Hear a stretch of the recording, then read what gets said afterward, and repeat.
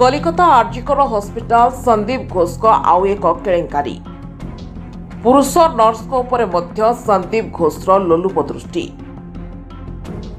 घटना जानिले आपण लज्जित हेबे। महिला डाक्तर को दुष्कर्म पर हत्या कराजिबा परठारु आरजिकर मेडिकल कॉलेज और हॉस्पिटल पूर्वतन अध्यक्ष संदीप घोष संदेह घेर अछंती। घोष को कला कारनामार स्तर को पदारे पकाइबाकू सीबीआई लगातार चेष्टा करुछि। सेपटे 2017 रे प्रकाशित एक रिपोर्ट पुणी थरे चर्चा को आसीछि। 2017 मसियारे हांगकांग स्थित साउथ चाइना मॉर्निंग पोस्ट रे ए रिपोर्ट प्रकाश पाइथिला, जहा एबे पुणी थरे भाइराल हेबार लागिछि।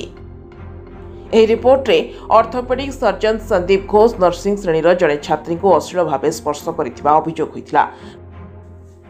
नर्सिंग छात्री तांका अभियोग रे अभियोग करिसेंती जे संदीप घोष तांका नितंब को ठेली देथिले एवं तांका प्राइवेट पार्ट को छुइबा को चेष्टा करथिले।